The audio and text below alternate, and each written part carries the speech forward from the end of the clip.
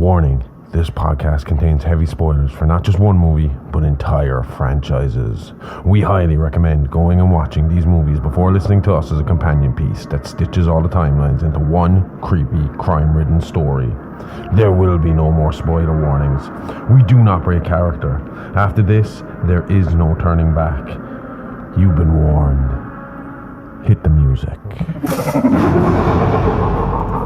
You are talking about the nonsensical ravings of a lunatic mind. It's alive! It's alive! It's alive! It's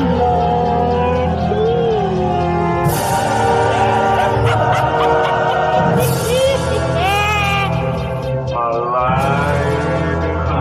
It's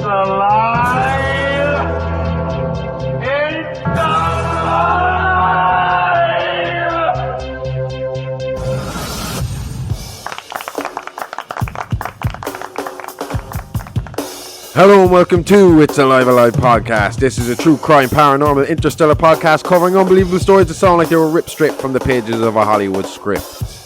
Well, at least usually it is. This week we proudly bring to you the debut episode of our soon-to-be Patreon exclusive horrific history show Playing with Bones with Aimee Rose. So sit back, listen and be horrified as we jump into the DeLorean with Aimee Rose. But don't worry, we'll make sure to make it back to the future for next week with an all-new episode of It's Alive podcast. Enjoy.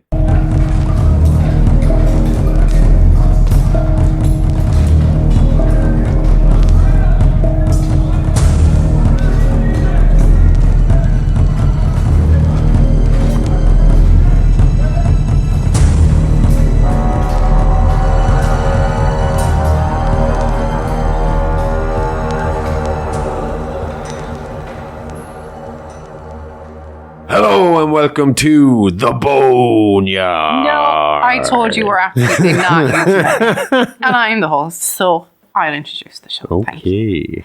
Hello and welcome to Playing with Bones. I am your host, Aimee Rose, and with me, as always, is my student for the day, Dr. Smokenstein. Oh, school. Each week, we look at our horrific topics and tales from days past as I try to broaden Josh's reference points past 80s horror, South Park and Family Guy. Excuse me 1 second. I also reference Rick and Morty, Star Wars, and wrestling. Right. So this week, we'll be looking at bizarre or unusual deaths.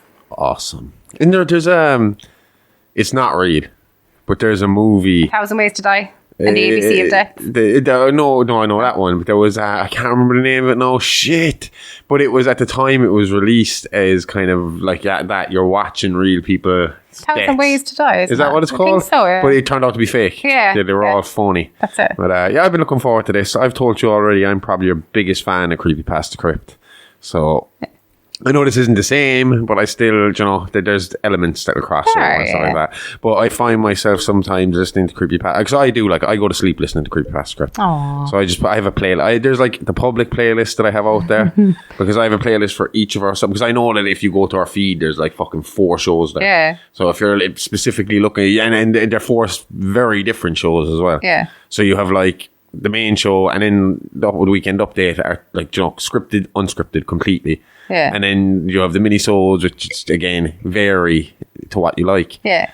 So to make it easier for people who might specifically like one of our shows over the rest of our shows, I made playlists on Spotify, so you can find It's Alive on its own it has its own playlist. As soon as the show goes up, I add it to the playlist. Same with Weekend Update, same with Mini Monsters, same with Creepypasta Crypt. And I had that done, and I used to listen to that feed of Creepypasta Crypt. But then I realised I was falling asleep to the same episode for a few episodes you did over and over again. I was always asleep by episode like 2 or 3 or 4 or whatever. And that boring. No, I just get so relaxed. Yeah. And I just kind of, your voice would just soothe me to sleep. So then I started doing, I made a separate playlist. Yeah. Where I have it reversed, so that the first thing to play on it will be the latest one. It will be the latest episode, and Okay. it'll go backwards. But no, I have the problem of I missed the original one, so I got to go back now and start listening to them again. Then you're going to have to make one where you just start in the middle. There's no fucking shuffle on the playlists. I thought there would have been, no? I searched for shuffle on all those playlists, and I can't, because it would crack me up that I couldn't just shuffle the fucking creepypastas like that. and just get random ones, you know? So all I can do now, well, I suppose I can go into, what's next. And add to queue. Randomly just fucking pushing them up and down to wherever. But I do find, I've been looking forward to this because I do find there's times, because I'm in podcasts with you the whole time. All our podcasts are together. So I could be listening to Creepypasta Crypt and forget I'm listening to Creepypasta Crypt and hear you say something and instantly want to ask you a question about it. Yeah. And can't. And this is my chance to be able to jump in and say, hold on 1 second, because you did this week's Creepypasta Crypt and the Dancing Plague. And as soon as you said the doctor's pretty much prescribed to keep dancing, I'm like, hold on. I have more questions. Basically, nobody knew what caused it, so that was their only answer, really. Dance it out. Dance it out, like walk it off, yeah. But that's coming up actually later in the show. Awesome, because I do have some more questions. Ooh, about the Dancing Plague? Well, so you had to stop halfway through recording that, and I was like, is this just the place from Footloose? I was like, I don't know whether to call this episode Saturday Night Fever or Footloose. Saturday Night Fever seems to fit for the plague. So I went with the boring old.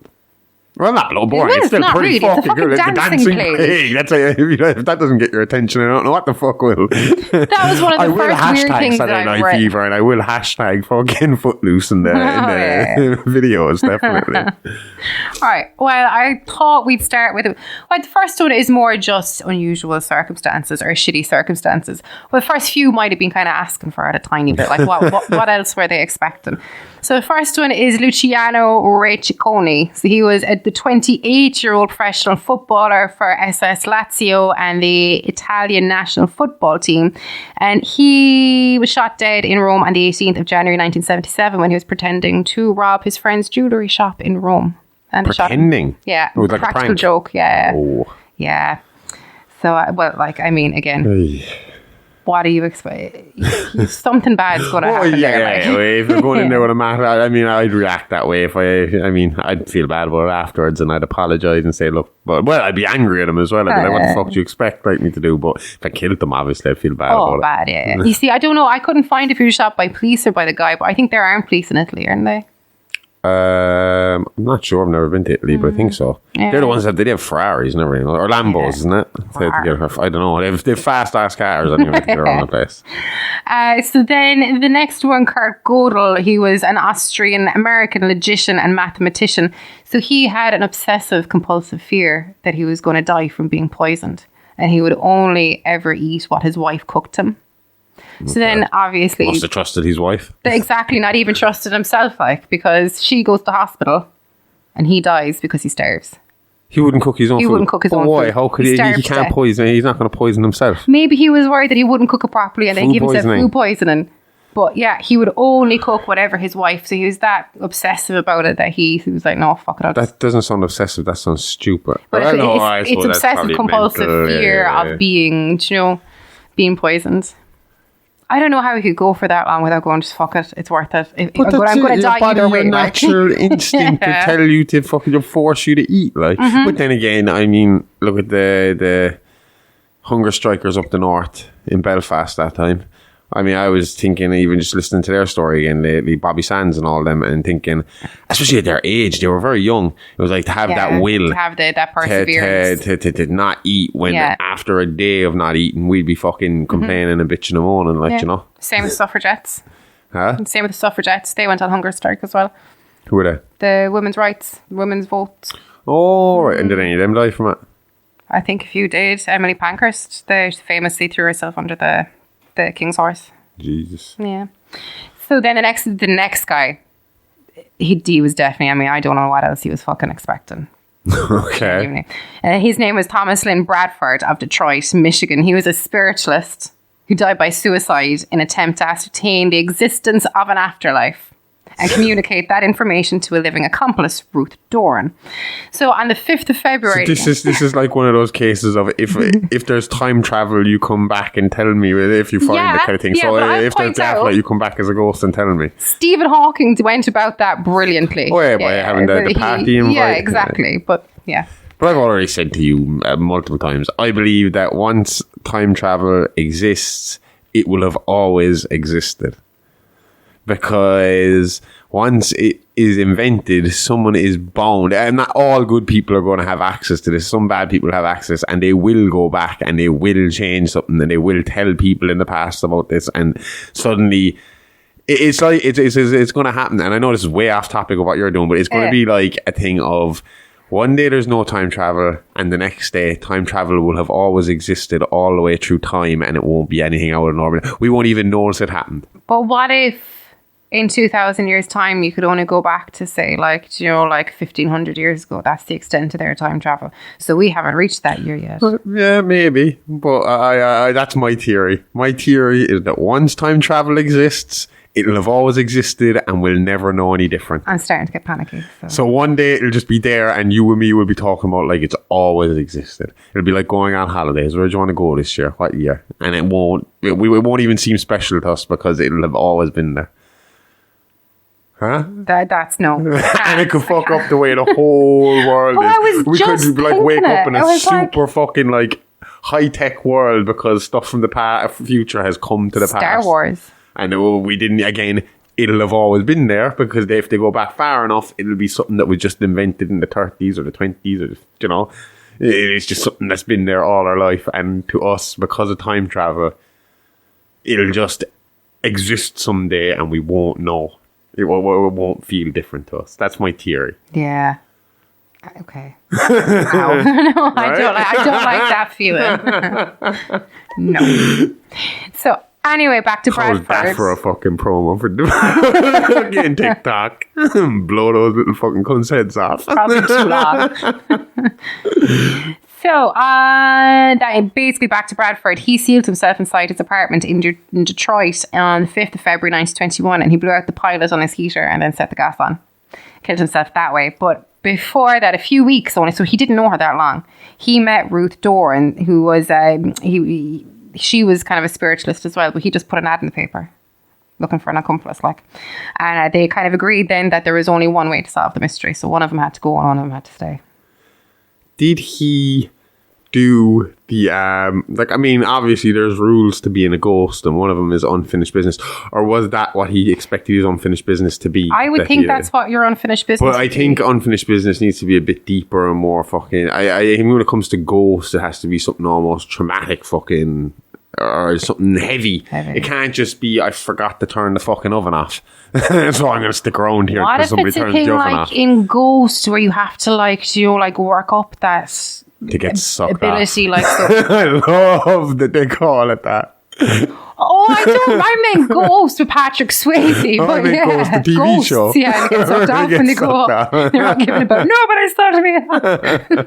But in Ghost to Patrick Swayze, and they have to he has to really work up like. They has to kind of like figure out how to use it and how to harness it. Is it a thing of that, like where this guy actually did come back, but he's floating around as a ghost? That's his unfinished business, and he's still learning on how to try to. And your one's gone, so you can't really tell her. So he can never unfinish his business. So he could be haunting the area. I wonder. We'd have to look up and see where he killed himself haunted.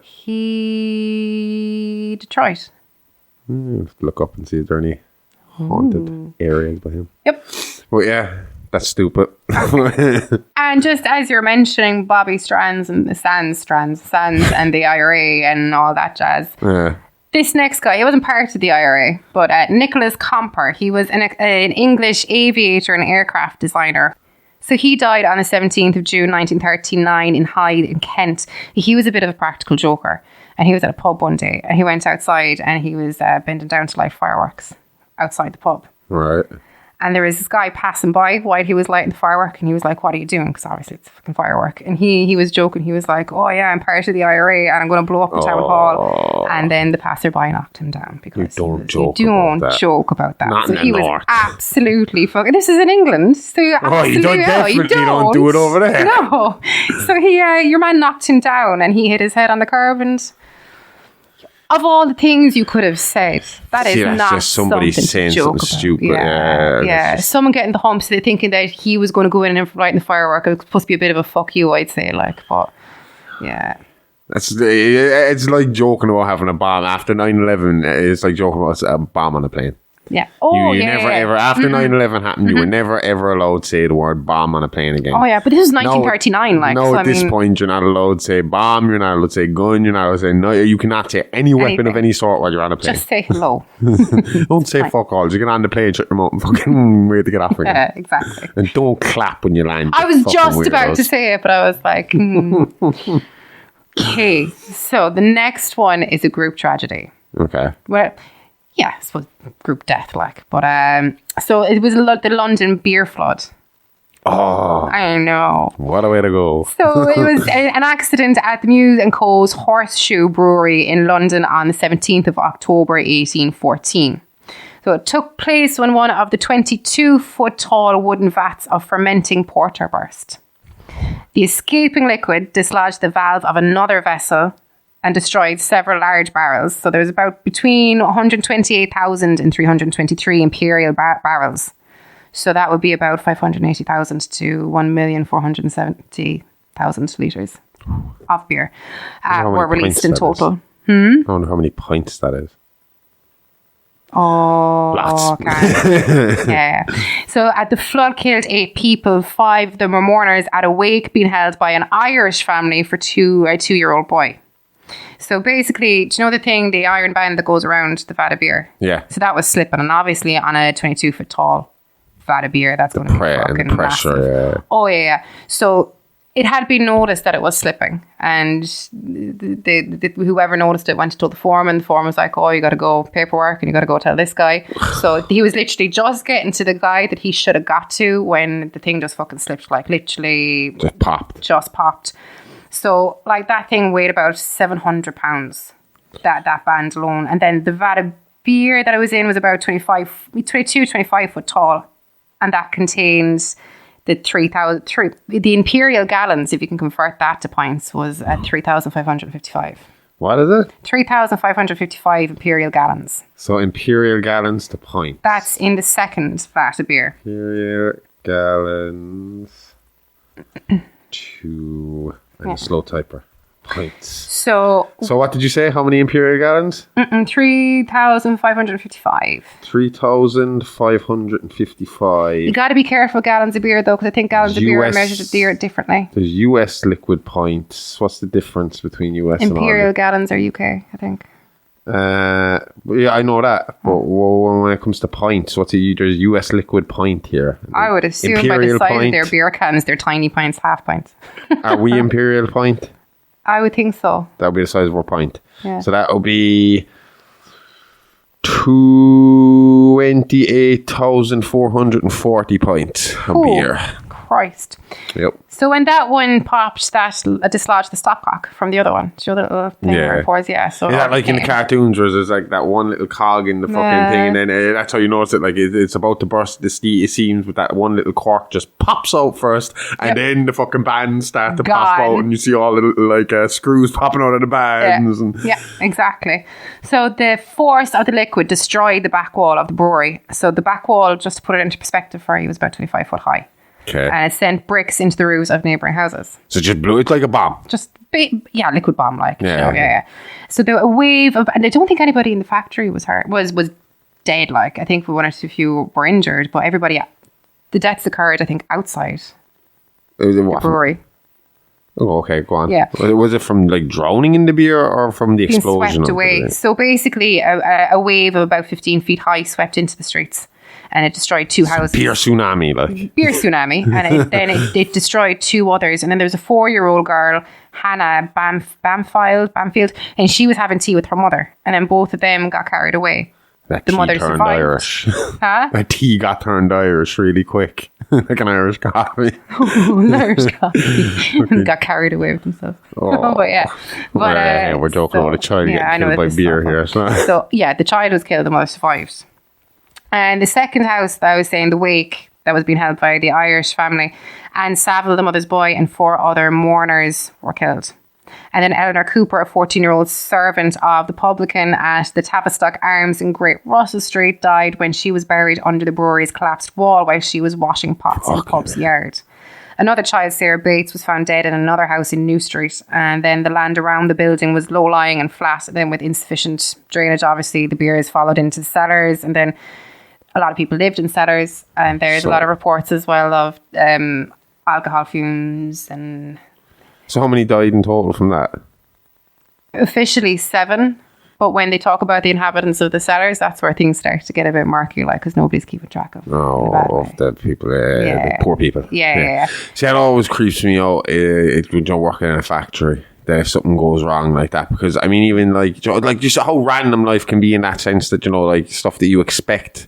That you could just be having tea, and it's not in any way your fault. That's it. Like, do you remember? Was it last year, or the year before? Yeah. Where that petrol station just fucking blew up and blew up the apartment block and everything. Yeah, and it killed like fucking. There were people just in their apartment attached to the place, and they were killed. And it's just, you know, that thought like that you could be. I remember like the one that stood out was like the father and his young daughter. Yeah. And I remember that sound thinking like they were just inside the house doing whatever they were doing, or in the apartment doing whatever they were doing together. Like the next thing, out of nowhere, it's over, it's gone. It's just, you don't even know, and there's no explanation there for you. It's just that was always in my head at work, especially one day when we were I can't remember what we were working on, but there was a bar overhead, and someone had kind of joked about how if that bar goes, it could kind of fucking kill you. Christ. And next thing, I was standing there working. It was me and whoever I was working with that day were standing there working away, and our supervisor, or not our supervisor, our team leader, came over and he was like, Josh, get out of the way, run. And I ran fucking out of the way, like. But I don't know, it didn't come down in the end, but he was like, it looks shaky, we need to get away from it. And he took us off it for a little while and called our bosses to see was it okay, and then put us back on it. And I remember for the rest of that day, I was constantly looking up at the fucking thing. But then it had popped off one day. Like, I remember coming in one day and there was like fucking liquid all over the place by the place. As the bar came on. And the water, like whatever, the oil or whatever is in it, was like over as far as the press I was working on it, across the fucking the laneway from us. So yeah. So that's what I'm saying. Like you're saying here, like, it's just so fucking easy happen. You know, you're just at work one day, and then, especially back then, what year was this be? This would have been 1803. So it's not exactly like people were 1814, pardon me. It's not exactly like there was a HR department. No, exactly. Watching out for everyone, health and safety. I mean, like, it took them so long to fucking report that it was slipping at all. I mean, they knew how catastrophic that was going to be. The PPE gear or whatever they make us for, the personal protection and equipment. I don't PPE. Is that what they call it? Okay. See, I was thinking PPE. Gloves, glasses, all that shit. Hard hats, depending on where you're working. Yep. Or hard hats look like McDonald's hats, though.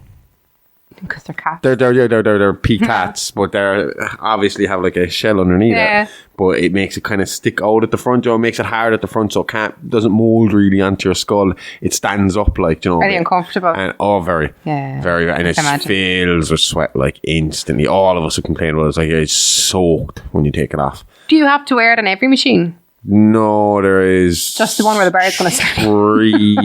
three machines, whichever ones we have to walk into. Okay. Physically walk into the machine. So that you don't bump your head.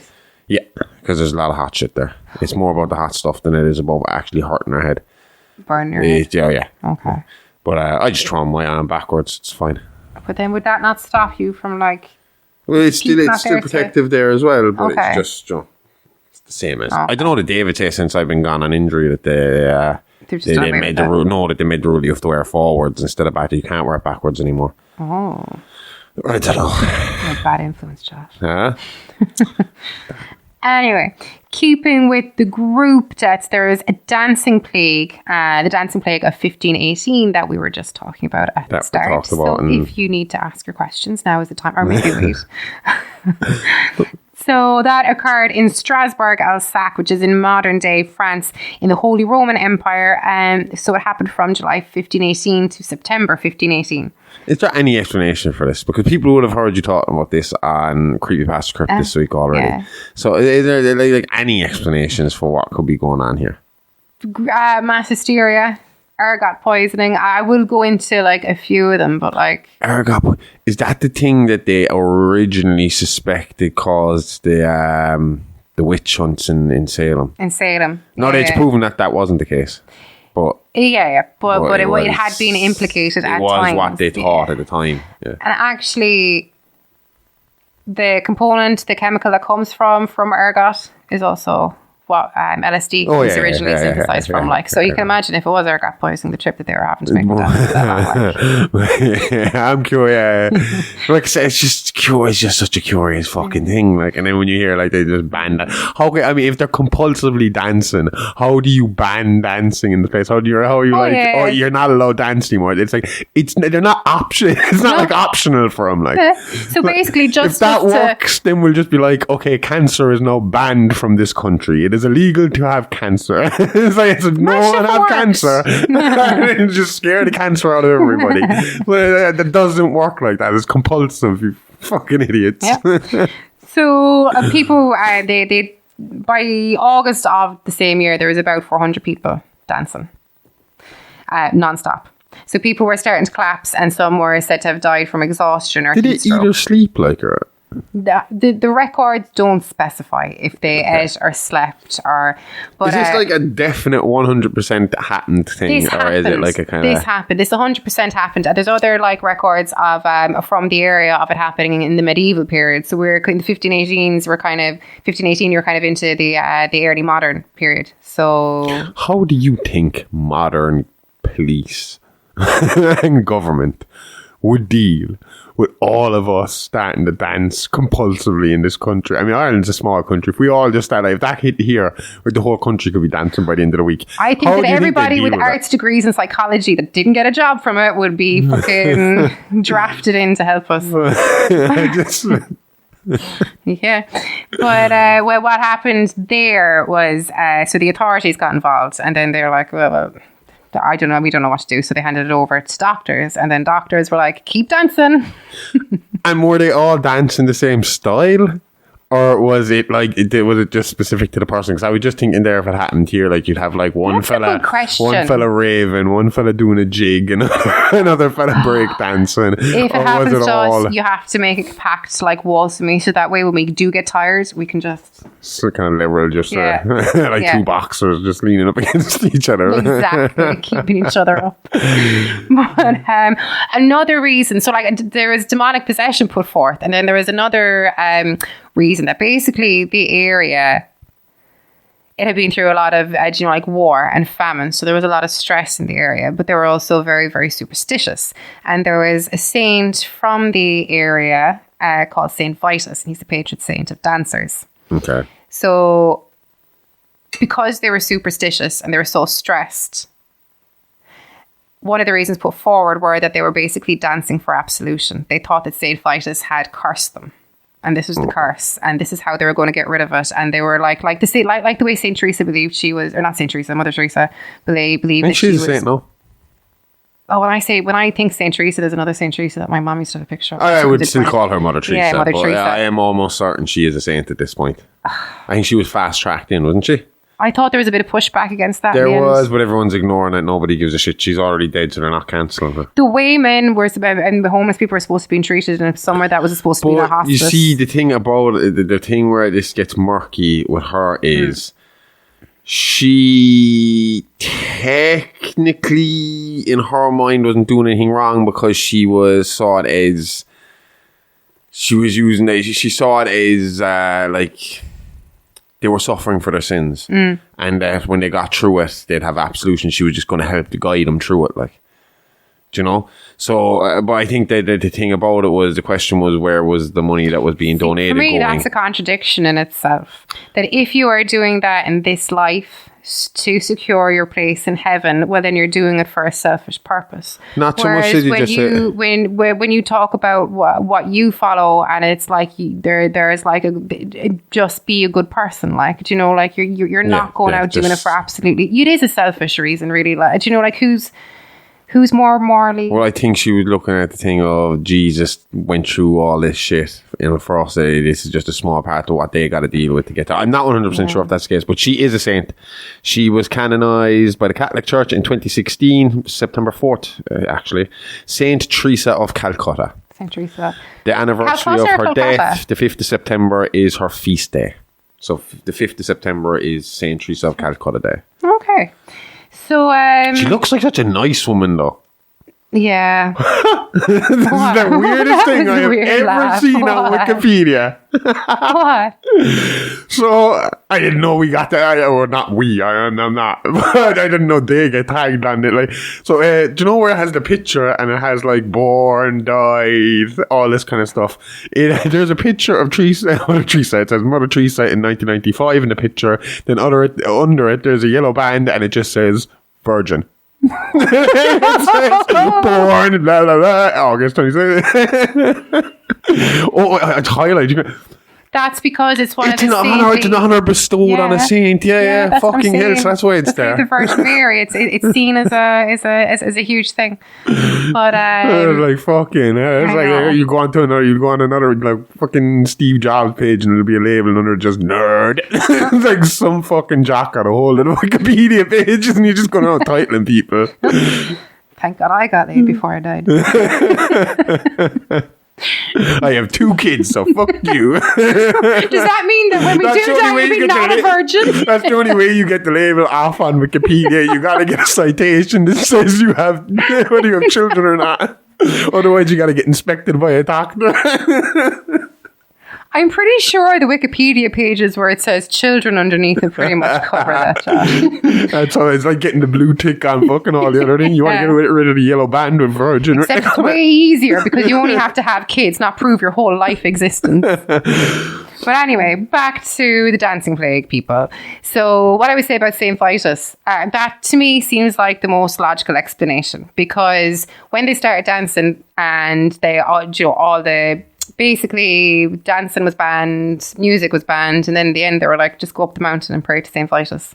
So they had to wear like red shoes and like paint crosses on the tops and the soles of them, and they all went up and they had a little shake on the mountain. They were like, oh my God, we're cured. So they came back down the mountain again. Mass hysteria, mass religious. hysteria, Which, yeah. like you said, back then it did. I mean, these are still times when people believe in magic. Do you know, I they mean- 100% believe in magic. They believe in all the stories they're told. I mean, they don't have TV. They don't have fucking radio. They don't have... All they have is storytelling. Yeah. So, I mean, and these stories can sometimes get turned into what we would call an urban legend, though. Mm-hmm. And these people are easier to frighten because, again, they believe in all this mythic shit. They believe in all these stories. These stories are their entertainment, but it's also their way of passing information. So, Oh, yeah. Yeah. I think a really good example of it here in Ireland, but on kind of like a smaller level is, I can't think of her name. She lived in Clonmel. And it's like basically a changeling story. But this was like in the late 1800s, and her husband believed that basically she had been swapped. by fairies. you did it in Creepypasta. I know, that's why I'm kicking myself. I can't think of her name. Hold on, But, 2 seconds. basically- no, that episode's just called The Changeling. The isn't it? changeling, yeah. But basically, her husband believed that she'd be swapped out by the fairies, and the only way to prove that she wasn't a fairy was to swallow bread. So he caught the bread, shoved it down her throat, and obviously she's panicking. She's not swallowing that bread anytime soon, so he burnt her. But it was just the same But as his the neighbours were involved as well, like. So, I mean, I'm trying to they find really them did here. hold the fairy folklore for a long time. Changeling. What would I call it? A cryptid? No, fairy. Fairy folk. Fairy. Why the fuck is it not coming up on Wikipedia for me? How are you spelling it? Wrong, apparently. Spell changeling for me.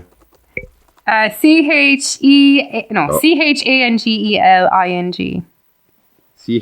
Changeling. Right, I had no E. There it is, the changeling. I know it's in here. Isle of Man, United States, Ireland. And the woman is... Where the What fuck is is it? her name?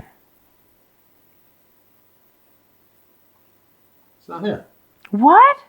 It's not it's not on I thought it would be here. Envy the baby, blah blah blah. You see, I did episodes on fairies as well.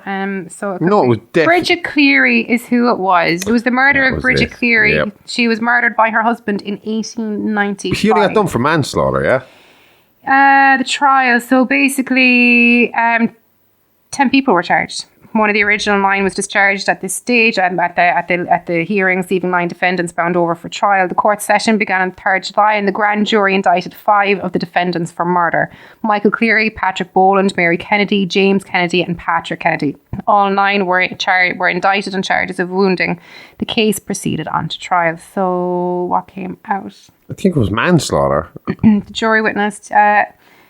Michael Cleary was found guilty of manslaughter and sentenced to 20 years of penal servitude. He spent 15 years in prison. He was released from Maryborough. That's what you do for murder, no? Portlaoise prison. I thought he would have been sent to Australia, to be honest.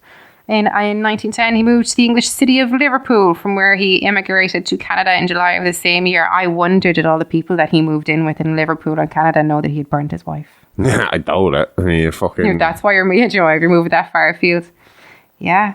Especially back then. I mean, fucking what's his name? Larry Murphy can be over in England without people recognising him for a while. Yeah, yeah. I mean, and in this modern age, then, yeah, I would assume back then he could just leave and no one would know who he is. Change the name and just get on with a new life. Gone. That's all it was back then. You just picked up, walked out, and changed your name. There would be no way. I mean, like now a quick Google would let you know if your husband's a serial killer. Like, do you know, like if he's been, well, you figure so. You could do a bit of sleuthing and figure shit out a lot quicker. Yeah, exactly. So the next group tragedy was the Erfurt latrine disaster. Ardfurt? No, Erfurt. Oh, right. I was like, out the fucking road there. No, but Ardfurt is mentioned in super historical sources because of the cathedral. So when you're looking at, when I was doing a lot of research during lockdown about Catherine Swinford, and I was looking at the old pipe rolls, so from maybe 1100, 1000, from the UK and cathedral. I thought it was really cool. The cathedral in Ardfurt just kept popping up here and there. Yeah. So did Tralee once or twice.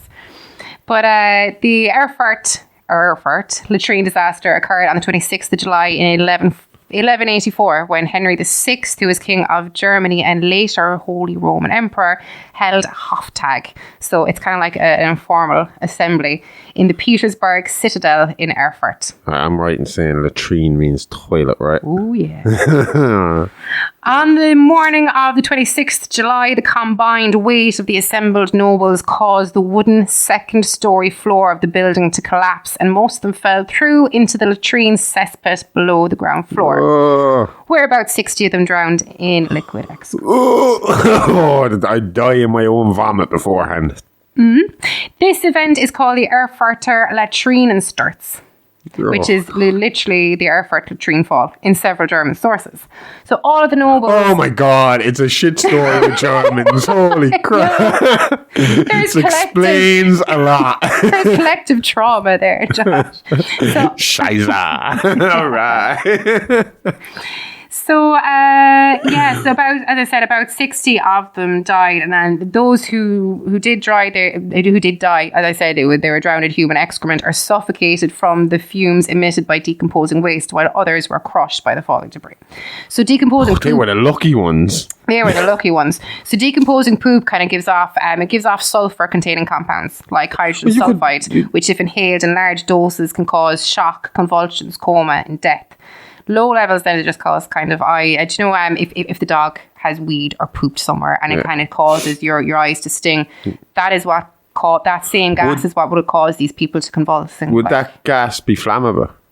Would it be like because I know they use like fertilizer and stuff like that in bombs. That gas is 100% flammable because when toilet systems were just starting to be used, there were a lot of cases of exploding toilets. At the old house and just blow up. Yeah. So especially in the Victorian era, it was kind of a problem because like you light a match or like there'd be candles everywhere. Exactly. You're not using electricity. To make sure it was well cleared out. Like, because obviously pressure flow and all that wouldn't have been what it is now. Oh my God. Yeah. So that was also a fear in historical times, was that your toilet might pop. Back then you get the plague if you get explosive diarrhea. So you'd rather die of explosive diarrhea or diarrhea exploding. I am pretty sure that only in the last 10-20 years as well there was a line of toilets called, because the pressure system inside them was causing the bowls to shatter. Like, okay. Man. I have a friend who has a brother. Yeah. And nobody died in the story, amazingly. But he broke the toilet seat in a house party. Right. with a head, and nobody was injured, but the toilet seat was not toilet seat, toilet bowl was fucked. Like, Your man wasn't smashed his concussed. head off it. Yeah. Holy Nobody shit. was able. He was fine. He was walking around. The They were toilet just had to be cackling weak, like it it was had to be literally old or something. I must have been. But they also broke the bottom step of the stairs as well, like that. And I know there's What a were bunch they of making? The 18-year-olds. fucking... No, were a they bunch of cast the 18-year-olds. jackass? Like, but there was no injuries. I was hearing all this. I was like, right, so who's gone to hospital? Surely. I always thought that's a good way to fuck. Not a good way to die, but it's an easy way to fucking end up dead. Is slipping and hitting your head off the 100%. toilet bowl. Oh, it freaks me out. Especially, Getting out of the bat, like no. I'm always worried about slipping and hitting my head off of the fucking sink or something. Yeah, you know? especially now that And we're it's the getting same older. kind, it's the same kind of same stuff it's made out of. You know, the toilet and the sink, they're both porcelain. Like, they're both the heavy kind of. I hate thinking about it. And speaking of butts, I was talking about this one on our weekend update. It's Edmund Ironside. So he was the king of the English, and he died on 30th November 1016, allegedly by an assassin who was hiding in his toilet and apparently stabbed him in the butt. The most famous version that's the most famous version of events. So basically, when Edmund became king, the Danish Vikings were led by Canute. Canute was elected. He was elected by the Witan, the council who elected the kings at the time, whereas Edmund was elected king by the people. People's champ. Yeah, we talked about that in the last video. Exactly. And Edmund, he earned the nickname Ironside because he was super strong and all that. So there was a lot of fighting back and forth, and then Edmund, just to stop the bloodshed, he went to Canute and he was like, "Look, we'll just fight 1-1, and then whoever wins." And Canute was like, "No, because you're way stronger." Yeah, you're Ironside. Yeah, exactly. So he was like, "What we can do is we can divide the kingdom. And I have this and you have that, and then this is the way it stays, so one of us dies, and then whoever survives gets the rest of it." See, I find that strange. Because in those situations, would the big, stronger Ironside not say, "Well, fine, you just pick somebody"? Would they not? Couldn't they pick a substitute for themselves? Yeah, but I think what Canute was getting at was he was going to win either way. Oh, he knew, yeah. He knew Edmund, I mean, like his strength was supposed to have been legendary. Like, do you know, it's it was like going one of against these- the mountain. Oh yeah, absolutely. So Like poor Pedro Pascal and the mountain. that I didn't see that coming. I nearly It vomited. was my first time seeing Pedro Pascal, or knowing that I'd seen Pedro We had Pascal. seen him in Obviously, we've seen it in Buffy, yeah. But so basically, less than about a month after the agreement was signed, Edmund ended up dead in the toilet. So there's a lot of historians point out that he'd been fighting. Maybe he picked up something, you know, some kind of wound that festered. But the two commonly accepted versions are that he was stabbed in the bum, or like Tywin Lannister was. He was having a poop, and his assassin came in with the crossbow And just shot him while he was on the toilet. shot him while he was on the toilet. I'll tell you, whoever was in the guy that was in that toilet bowl, you know he's a kinky fucker. But this is actually quite common. The whole butt thing and people hiding in toilets, as we will see. So you fast forward a couple of 100 years in England, and you have Edward II of England. So he's the guy, the Prince in Braveheart. Yeah. And now, okay, I will say that there is a lot of propaganda. There was a lot of propaganda surrounding what kind of person Edward II was. And there's a lot of, you know, like he may have been gay. He mightn't have been gay. He might have just had a really good friend who just gave him lots of presents. You know, but like. But that's kind of was the common thing back then, wasn't it? You know, if they were gay, they just get married for show and have their guy on the side. Oh yeah, but I mean, like, the guys, the straight guys were doing the same thing anyway. They were marrying fucking women, But but that's then not they what were I sleeping mean. with women on the side. Like. I mean, he could have been gay. Like, that's not being disputed at all. Like, but like the other side of it is that people hated him so much that they just zoned in on this one relationship as a way of talking him down. You know, it could have been pure propaganda as well. There's a lot of dispute Because over. obviously, up until about 10 years ago, being if you were gay, there was something wrong with you. Yeah, Like we mentioned on the Frank Zito episode when we were talking about schizophrenia, homosexuality was in the 70s and 80s was classed as a mental illness. I mean, in Ireland, I think in the 90s it was still fucking classified as, it was illegal and it was classified as a mental illness. Like, you know? Yeah. So Edward's portrayal in Braveheart is kind of taken from the stereotypically accepted view of how Edmund was, and they portray him as very campy, and then they have his super BFF or boyfriend there as well, and he's his right hand man at all time. Yeah. Obviously, during his career, as king, he gave him a lot of gifts, he gave him a lot of titles, and there's a lot of nobles starting to get the hump over it. So this is where like all the trouble started. So Braveheart, apart from being widely fucking inaccurate at a time, most of the way, but it does play into that. So the commonly accepted version of his death is that when power was taken from him and he was locked up, he got a red hot poker into the anus. Oh. So this is where I believe that I believe he was probably gay, but they used it, they played it up, because that to me feels like, a slight, you're gay, so this is how we're going to kill you. Yeah, it's awful, like, but I mean, like, did they have to make it hot? I mean, was it not bad enough just being a poker up the arse? I would imagine it would go in easier if it's red hot. Oh. So, I mean, I will just point out that for some reason, having a lot of power makes using the toilet really fucking risky. Really risky. Diapers for the king. Bring me the royal changing table. I have done a poopy. Can you imagine those baby fetishes? But when I say baby, the infantile, when I say baby fetishes, it's so fucking weird. I mean, cancelled. No, the people that the last episode of Blame Pose with Aimee Rose. Thanks for coming. See you later. I was watching this girl. She's like in her 20s, and like she's been living as a baby for the last 5 years. She spends like $200 a week. I don't want to like kink shame anybody, but I don't believe in kink shaming, but that to me is creepy as fuck. I understand when they explain it. It's not a paedophilia thing. No, it's a release or more of a not having to worry about anything. This is all done. Some people say it's like a PTSD thing as well. And then this is like by acting like a child or going back to their carefree kind of time. When they don't have to worry, they don't have to. Yeah, that's what I mean. I can understand when they explain it, but it's not something. It makes my skin crawl. It's a bit weird. But I mean, look again. Just because it's not for me doesn't mean I'm not going to judge you if you're into it.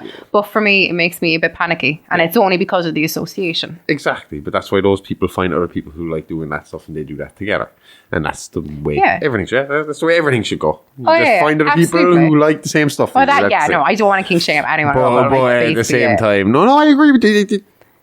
It makes me uncomfortable. But exactly, but I mean, like. If you do it behind closed doors, it's not an issue for me. What you do is your business. Yes. We can go and have a pint later then.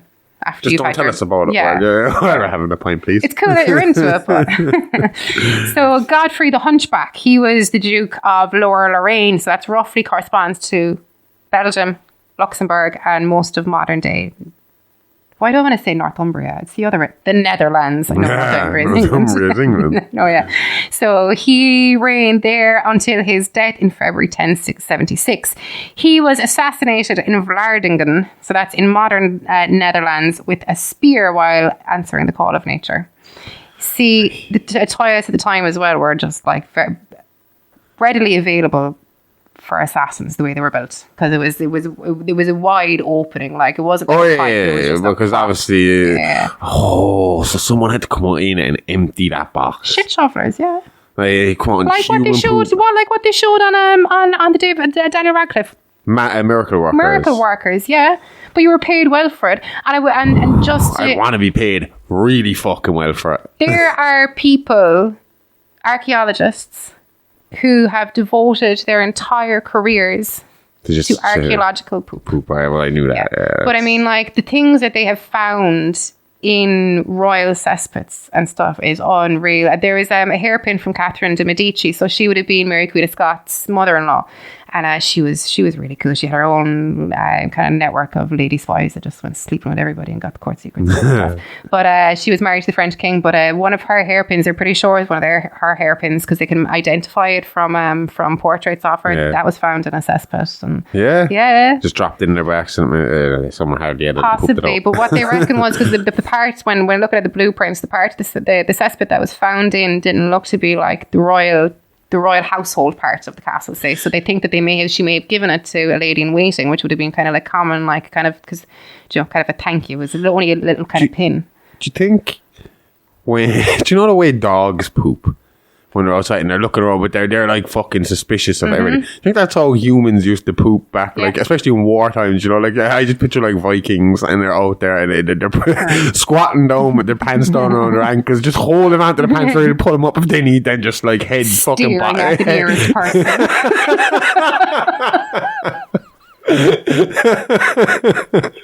What would you do? Would you maintain eye contact? Oh, you have to. In that time, you got to show dominance, Amy. Stare them down. Oh boy. Okay. So then there was Jaromir, who was Duke of Bohemia a few times in his life in the 11th century. He was also assassinated by using the toilet. Not by using the toilet. Why using the toilet? Assassin. Now, Jaromir, he was blind in kind of later life, and he was imprisoned. He fell in. Can you imagine? That's why. So he was imprisoned, and one night when he was using the toilet, an assassin pierced him with a sharp spear from behind to the bowels of the abdomen. The TV shows make it all seem so cool to be back then, but I was even. It just seems like everything was dangerous all the fucking time. You could die all that, and I was even like. Do you not know about the zone of death? What? Here on your face, if you got a pimple, you are probably She's going to die. She's pointing at her nose. Oh yeah, for people the who triangle. don't know. So around, so say the tip here. What you call the bridge of your nose? The top of your nose, kind of coming out. And then form a triangle back in under at the bottom of your nose. If you've got a pimple or anything there, like even now you're not supposed to touch there because if you pop a pimple, it's got a very good chance of like spreading then to your nose. So people just died when they got a really bad pimple there. Fucking hell.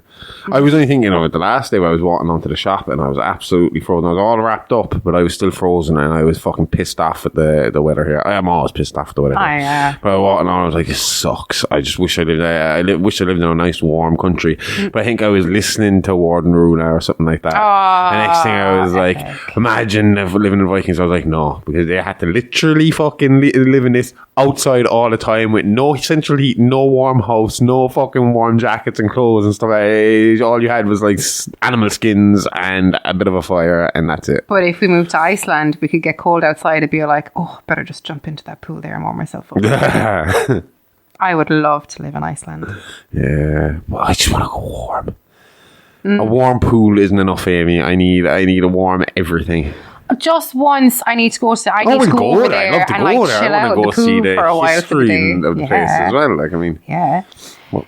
So the next guy, I hope I'm pronouncing his name right. You're actually really good with Japanese names, so let me know if I'm not pronouncing. It's from watching Japanese wrestling. It's from watching Japanese wrestling, yeah. So Yusugi Kenshin, he's coming over. Can you have a look? Yeah. Cool. Was a 16th century Japanese daimyo. I'm definitely saying that right, aren't I? What? Daimyo? It's like a feudal lord. I think so. Cool. They don't use that often in wrestling. More champions than lords. So I'll point out that it's said that it's most likely that he died of esophageal cancer because he described pains like a lead ball in his stomach. So the Japanese were known for writing death poems. So kind of about their impending death. I think I've heard that before. Yeah. And he specifically mentioned that pain in his stomach in his death poem. So they kind of think that it might have been like something like cancer. But it's also said that he was the victim of one of the most famous ninja assassinations by a ninja concealed in the cesspool beneath the latrine at Kenshin's camp with a short spear or sword. Historians do point out, though, that it doesn't mean that both are mutually exclusive. He could have been an already weak, dying man on the toilet, and he was fatally wounded. From the ooze, you say? From the what? The cesspool kind of ooze there. Yeah, he was down underneath. I'm just saying, Teenage Mutant Ninja Turtles 3, they go back in time to Japan. Maybe it was one of the turtles. Yuck. Which one of the four do you think would be willing to get into the poop? Michelangelo. No, I think he'd bitch him more way too suffer. Do Raphael ain't going to do it because he'd give Donatello's too. I think Leonardo being the leader would have to take the poop lunge. He'd have to take the reins there. If nobody else is going to do it as the leader, kind of falls. Or you could tell him to cop the fuck on. I'm the leader. You're going in. Or that's bad you could leadership. say, hey, Dad, you're a rat. Get in the shit. You're used to it. They all live in sewers. They don't give a fuck. They literally have their house in a sewer. Sewers is all poop, though, isn't it? So yeah. They don't care. It could have been any of the fucking turtles that did it. Yuck. I don't know because I can't remember the storyline from the third one. I haven't seen that in years. The most recent one that I've seen is the storyline where with the babies, where they're all cute babies. Oh, the cartoon one. Yeah. The Seth Rogen one. Yeah, I enjoy that when that was on with the really lads. good. Yeah, I'd kind of tune in and out of it. I could truly tell you the story. I could never really keep the new ones, the CGI ones with Megan Fox couldn't hold my attention for some reason. It felt like, I don't know. The new movies? Yeah. I think Michael Bay does them, doesn't he? Yeah. And it felt very Transformer-y. It was just like I think they tried to keep the look of the real turtles about them as well so much at the same time that it just can't beat the original two. No. The original two are the best, and it was so just practical effects. I mean, those turtles in the 1990s looked more real than the fucking CGI fucking ones that Johnny Knoxville and all them fucking voiced in what, like 2012, 2013? Those movies feel like cuddly, warm beside the fire just after a bath. Big movie. I was a turtle fucking maniac when I was a kid. I remember one Christmas getting all the turtle figures. I got Shredder. I even got Master Splinter. I got the bus, the turtle mobile. Yeah. I had that. I was in my fucking element. I still have a picture hanging up in my bedroom of when I was about 4 years old with my face painted up in Leonardo's arms. A guy dressed up in a shitty Leonardo suit for the festival in actually. And I can remember that day. I will point out also that it's a fact that he went around trying to take up manhole covers. Huh? Did you not try to go around? My mom constantly found me outside trying to get the manhole covers off. Did you ever actually manage to lift one? No, they don't move. You need a fucking... I assume they have some too. They have like a big fucking crowbar. No hope was I was only small. I was only like 4 or 5. If you got your hands on a crowbar, you're 4 or 5. If I had found one open, your poor mother, she'd have fucking killed you. There would be a small possibility that I'd go down all right, yeah. Okay. It made me realise I'm going to have to keep an eye on our kids more. Patreon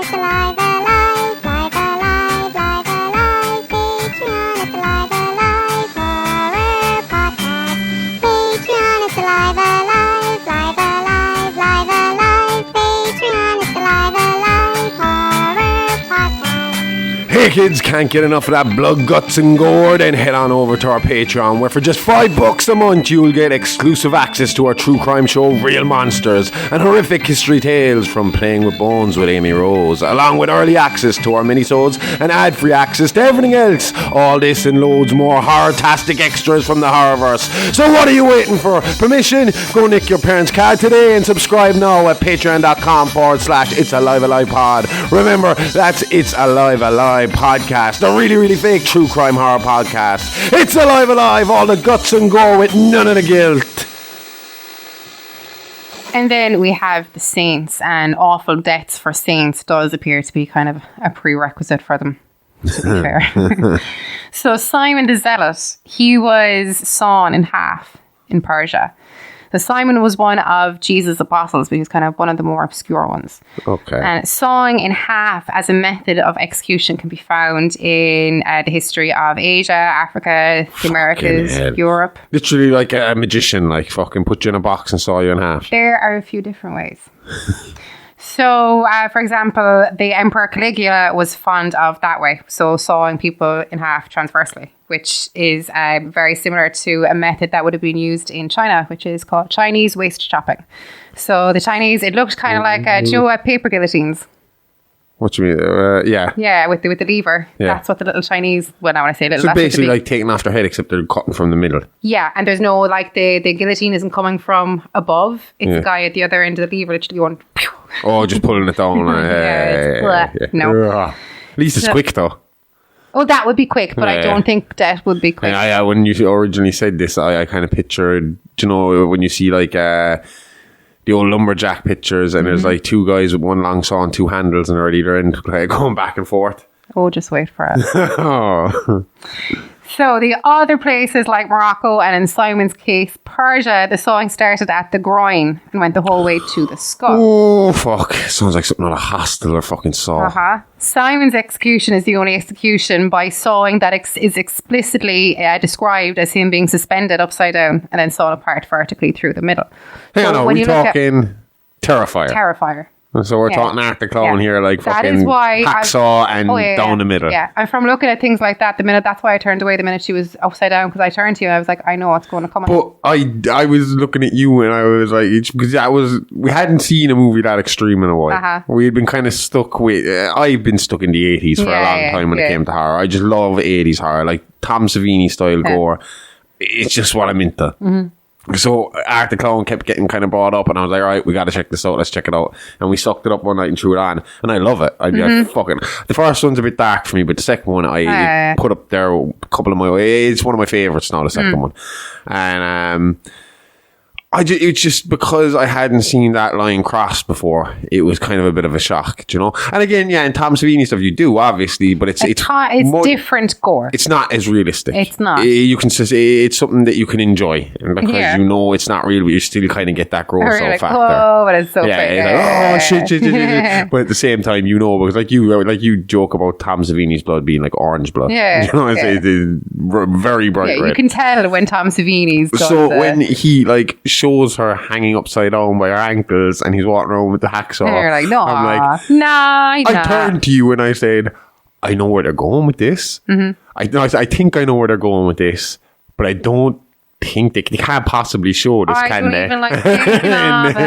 just goes for it. Yuck. But basically, when you look at wood carvings of things, so they be a few hundred years old, they do show basically people in that position, like in Terrifier, but with two lumberjacks at the end. And now when I say lumberjacks, obviously lumberjack saw kind of with style. lumberjack saw, and that's how it's done. Sometimes they would have been, when they were suspended, they would have been attached to two planks on either side. I presume maybe to help them peel both sides away or something. I don't know. Yeah. So anyway, and then there's the other Saint Simon, who is also a disciple. He was crucified upside down because he was like, oh, I'm not worthy of being crucified like our savior. So they're like, all right, we'll just crucify you upside down. Is that not seen as satanic though? Yeah, it was a big. It's like the start of The Exorcist. Which one? With the prequel, wasn't it? Yeah, the prequel. So terrible prequel. Down. Yeah. Saint Lawrence, who is the patron saint of cooks, chefs, and comedians, was roasted alive. That's a weird fucking mix. I know. Cooks, chefs, and comedians. So he was roasted alive on a giant grill during the persecution of the Emperor Valerian. Just like a cartoon. Well, no, okay. When I've seen historical reenactments of these grills, they're more like grill chairs. So actually the one that I saw, it stayed with me for a while afterwards because it's like the screaming lady being pushed onto one in the Colosseum, so it's like a heated chair. So according to Prudentius, who was a Christian Roman poet, he wrote that St. Lawrence joked with his torturers that tell him to turn me over. I'm done on this side. Now, I don't think you'd be able to do that. You'd be screaming. Oh, exactly. Because so I'm pretty sure as soon as you touch that, you're sticking to it. Yeah. But I was about to point out that Prudentius would have been writing just under 100 years after. So it's obviously, So that's obviously why he is the patron saint of comedians as well as cooks and chefs. Because he cracked the joke while he was being cooked. Yes. Imagine what that smell would be like. Like bacon, apparently. Yeah? No, it's not supposed to taste like bacon. I thought it was supposed to taste like chicken. I don't know what I'm thinking of. I always thought it was chicken that I heard. I thought it was... Is that what Hannibal Lecter said? I can't remember. Maybe it's bacon that tastes like bacon. Yeah, bacon definitely tastes like bacon. I'm certain of that one. Now, Marcus of Arethusa, who I don't think he was a saint, but he was a martyr and a bishop. He was hung upside down in... no, he wasn't hung upside down, but he was hung in a honey-smeared basket and a load of bees were set off. Like Nicolas Cage's Wicker Man. Not the bees. Is this where he got Not it? the bees. Yeah. Yeah. I have to, you know, because the guy who made the audio drama sequel to The Wicker Man that I spoke about, the Lonesome Lambton Worm, and he got on to me afterwards and just kind of thanked me for mentioning him on the show. Yeah. And I need to get on to him and ask him, because I was curious myself listening to it. They do in that sequel have not the bees when he's running through the thing, and I was wondering, was that creative license? But did they put that in there as a kind of Easter egg to the Nick Cage one, or was that something that was in the original concept script, and that when Nick Cage's version was being made, they took that from that concept script and put it in there from that direction. Okay. You know, I just don't know if it was their little thing or was it originally supposed to be there and Nick Cage used it. It's not in the movie. We watched the fucking Nick Cage movie. It's a deleted scene. It's in the director's cut. Okay. And I don't care enough to watch that movie again to get to the director's cut. It was fine. I remember when it first came out. It was grand. It's just, when you take the religion out of Wicker Man, there's no real fucking point to the movie. Do you know? Yeah. So when he wasn't a highly religious, uptight man and started ninja kicking women in fucking the restaurant and so. Oh, in the restaurant they're going to say in the vagina. There was kind of like a bar. Oh, in the bar. Their version of the bar, but your one like comes up to them and the bartender owner, it wasn't a man this time, it was a woman, this big hefty woman, and she came running at him and he just fucking boots her across the fucking room. It's the wildest shit ever. But it wasn't a good movie. Like I said, it was okay, but it wasn't The Wicker Man. Yeah, exactly. So when I was researching all the saints, one thing that I saw was that them being stoned to death was seen as like an unusual or a bizarre method of I execution. keep telling people that's the way I want to go. I want to be stoned to death. But I don't. I think it happens far too commonly to be seen like as a bizarre or unusual death. And I actually think it's like absolutely horrific. Yeah, and it's fucking cowardly. Absolutely cowardly. I know it's done to men as well. I understand that, but primarily it's for women who have had affairs, or just not even affairs, for the tiniest fucking things. And It's a brutal way to fucking go. Yeah, and they still do that in fucking certain places. I mean, I'm not 100% sure. In recent times, it's been legal or customary in Iran, United Arab Emirates, Qatar, Mauritania, Saudi Arabia, Sudan, Yemen, northern Nigeria, Afghanistan, Brunei, and tribal parts of Pakistan, including Northwest Karam Valley and the Northwest region, though it's been rarely carried out. Not to be talking shit about any, but mainly Islamic religion places. Yeah. And in some of the not countries, all Islamic people are bad, but some of those laws and rules are a bit fucking backwards when you look at that. This day and age. I mean, I talk shit a lot about like the likes of the Catholic and Christian church and stuff like that, but at least they've seen the sense to move with the times. To start fucking pushing forward and making changes to modernize, to survive.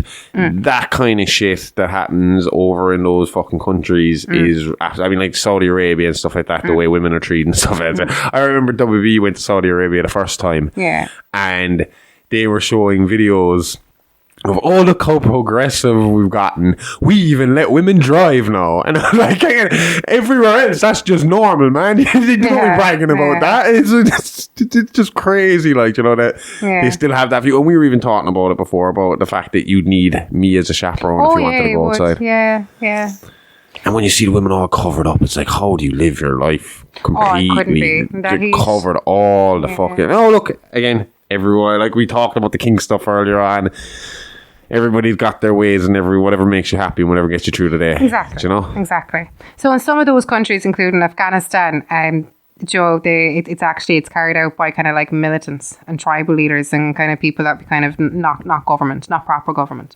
So in Iran, it was used. It is used as a punishment for adultery and homosexuality. And between 1980 and 2009, at least 150 people in Iran. Is it stoned to death, or is it just stoned for a period of time, and if you die, you die? Well, yeah, it's stoned to death. Okay. Yeah, and they're apparently once they finish stoning, like there's a thing like once the stoning is finished, if you've survived, you get to walk free. But you are bound in cloth. You are buried with your hands buried up. You have no way of protecting yourself. No way of protecting yourself. Yeah. So you're not surviving it. Like it's controversial absolutely theory, right? But you know how they say and you see it a lot in America with the pray the gay away pastors who turn out to be blowing these guys on the side. Yeah. Do you think that all these countries who are like stoning homosexuals are just like have like this like undertone of all of them being secretly closet gays? And they're all and that's where the incubus well, if came he's from. going to do it, then I can't. We need to get him out of here. No fair. Like, just to go back to the creepypasta crypt last week with the incubus, when I was doing that, that's all that I could think, because this incubus seduced men that were like, it must have been an incubus. No, you're gay, like. But yeah, and then going out, it's the demon. But that was just the fear of it. Exactly. But that is my view. It was just that they were all fucking feeling it, and then they were like, "Oh no!" but they punished the ones that did it because it was like, "Well, you get to do it, and I don't, so we're gonna punish you for it." There is a true story. Soraya M. It's a movie, The Stoning of Soraya M. And it was the first kind of what opened my eyes about it. And it's basically her husband wanted to divorce her so he could marry a 14-year-old. But it was a French Iranian journalist that found out about it. Her aunt was telling her the story. And so your man had her falsely accused of adultery. And the father, sons, all. It's all so fucking brutal. Yeah. Do you remember the scene in Vikings where they take her ear for fucking... because they think she's being adulterous. It's fucking crazy, like stuff like that. And She was adulterous. And then we were watching Band of Brothers, and the women. No, I said I understand. Or you even said you'd understand under the pressure of what was going on with the Nazis and all that. The women that slept with the Nazis, getting their head shaved and all that. And even when the American soldiers turn around to your band, the guy in the Dutch fucking village or whatever, and said it to him, and he was like. They slept with the Nazis, so they're being fucking, they're being branded. But he's like, could be worse. We're killing the men. We're shooting them in. Did they sleep with the Nazis, or as women, did they do what they had to do to survive? But that's it. You don't know. You don't know who was a sympathizer and who was doing what they needed to do to keep alive. It was a constant issue up the north as well during the Troubles. Yeah. There's like a story, and it is fucking so tragic. Like this woman... she was accused. She'd been warned once or twice for maybe informing to the Brits. They weren't sure or something like that. Yeah. But what happened was there was a gunfight outside her house. She fucking heard someone go tied up against the door. She didn't know what type of soldier he was, but she opened the door and she pulled him into safety. He was after being shot. Turned out he was a British soldier. And the IRA came around, and basically she's one of the disappeared. One of the people who there's a group like called the Disappeared that they basically took, and they deny killing her. Disappeared her, yeah.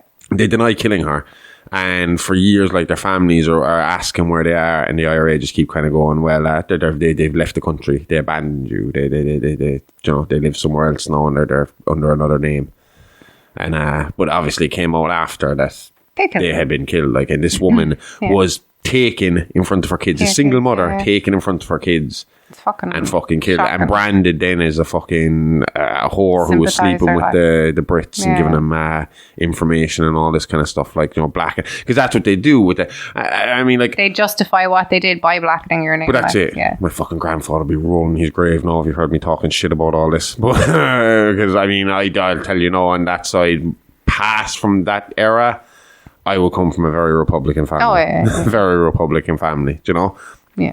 I mean, obviously, since it's not as big an issue these days, to that point, to the size it was in the Troubles, it's not brought up as much, but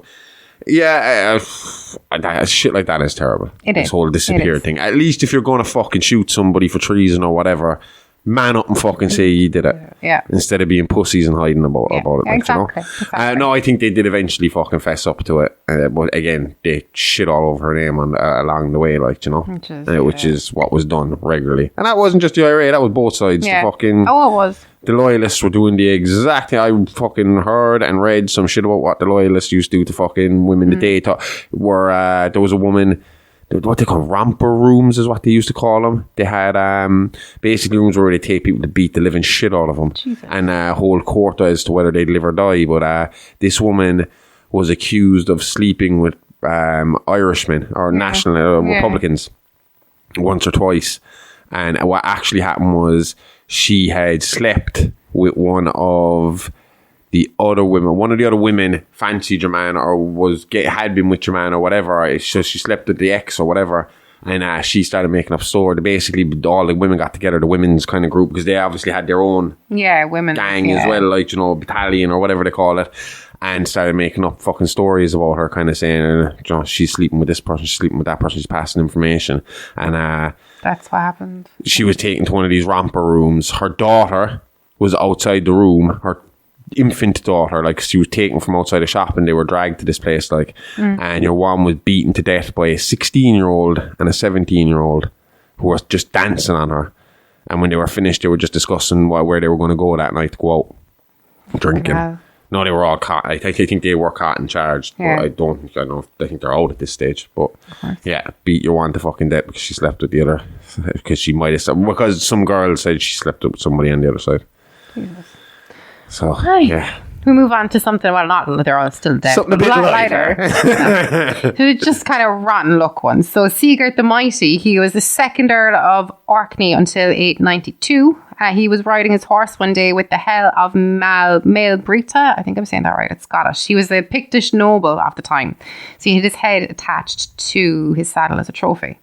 Okay. So while he was riding, Maelbrita's teeth grazed Sigurd's leg. And then Sigurd got an infection and died. I've heard of that one before. Mm-hmm. So Maelbrita then, I don't know if it's because he had buck teeth or if it's because of what happened with the leg and the graze. He's known as Maelbrita the bucktooth or the tusked. I don't know if this is from the same story or if this is two different stories. Actually, I think this might be the same guy, right? That was his second time getting sick from a skull. Yeah? The first time, I think, if I'm right, is this an Irish guy? No, he's Sigurd the Mighty. He's Earl of Orkney, so Orkney would be just over Scotland.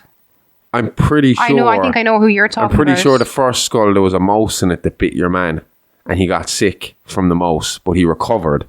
And then took another skull, and that was the second skull he took ended up fucking wounding him and killing him. And it was like the fucking irony of it. Like you fucking survived the first time and you were stupid enough to take another skull. Out because, I think that's who I'm thinking of. I might be way off. It could be a completely different story, but it was definitely a story of a guy taking a skull. The mouse came out, bit him. He was very, very sick, nearly died, survived, and then took another fucking fella's head. And that killed him. Like, yeah. Oh. The next one I reckon you might have a bit of interest in. So have you ever heard of Aricnon of Phegalia? No. So Aricnon was an ancient Greek pancraton.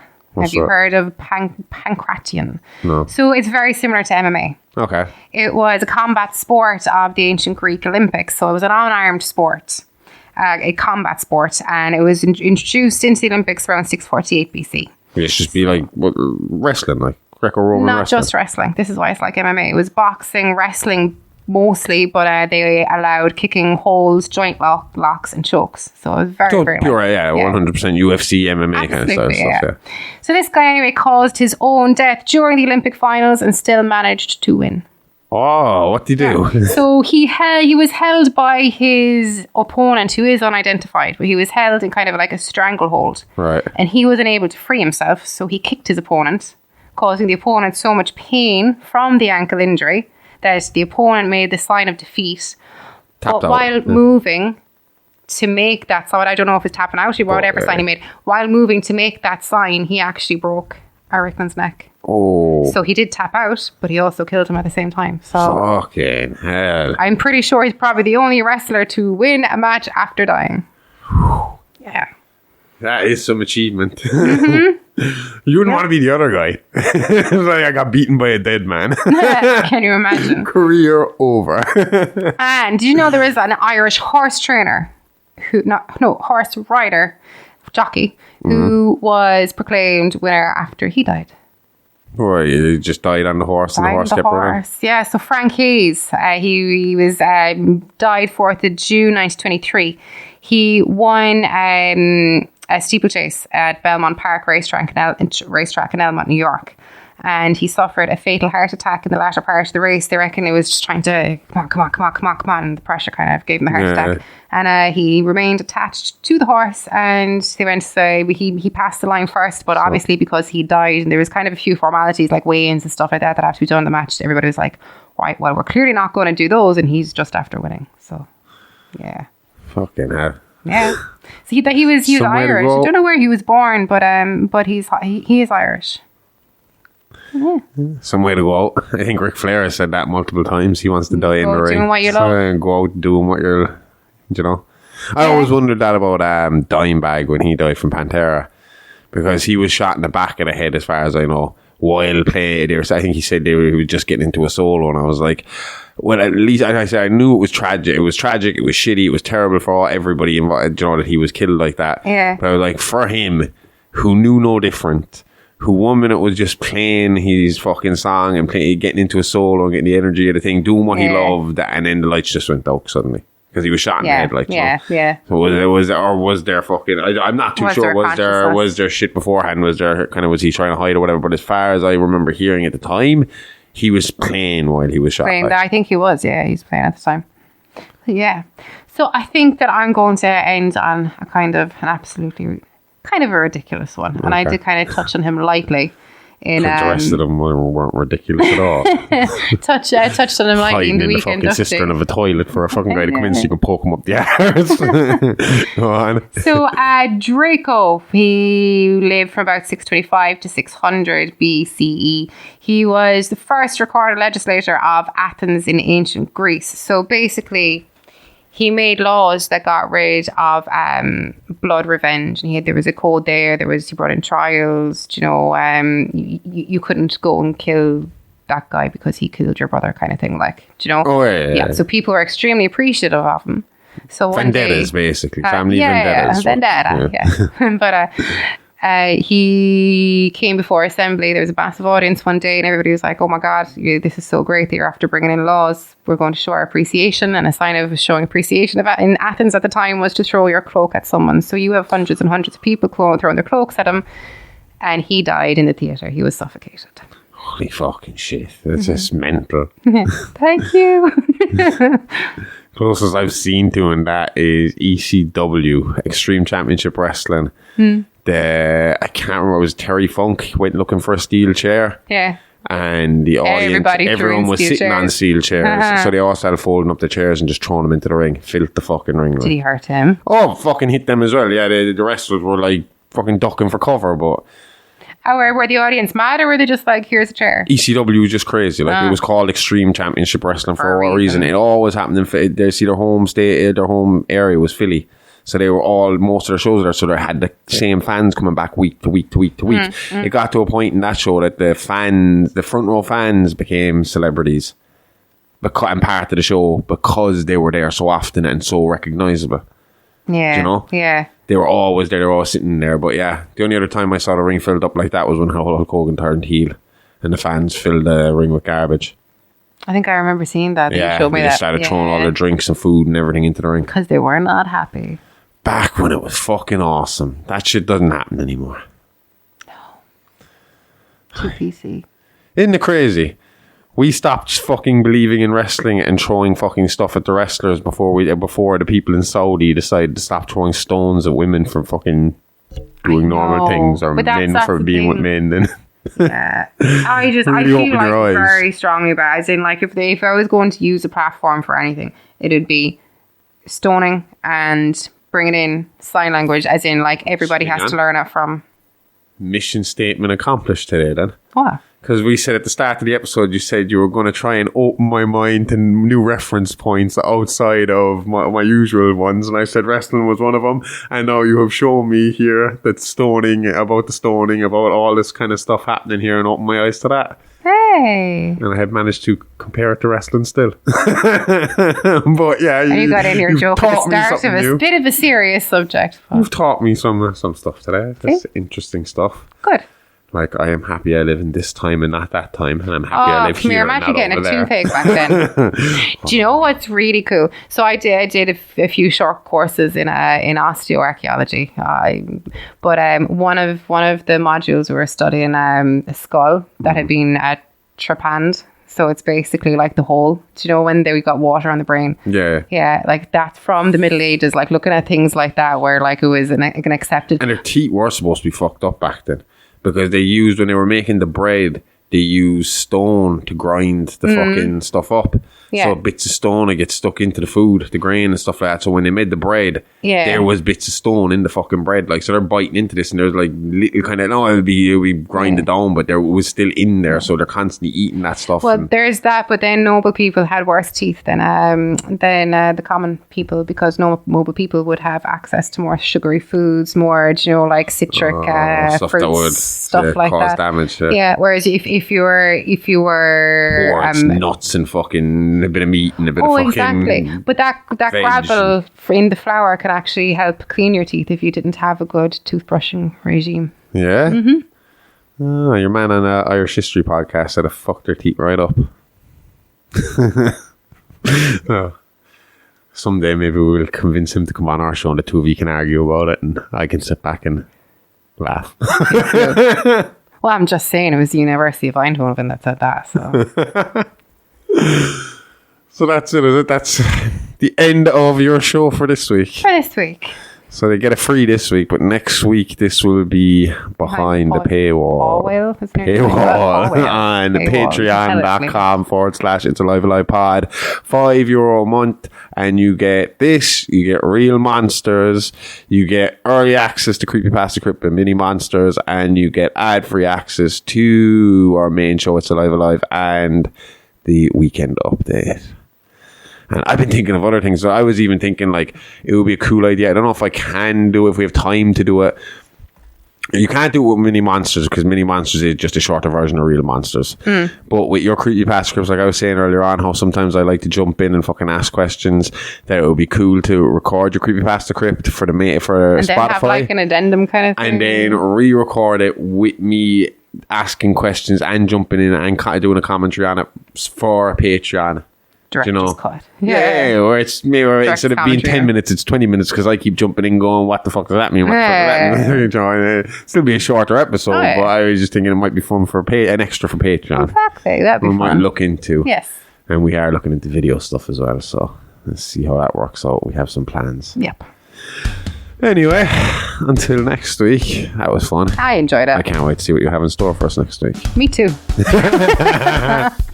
Always organised and prepared. Okay, see you next week. Love you. Bye-bye. Bye-bye.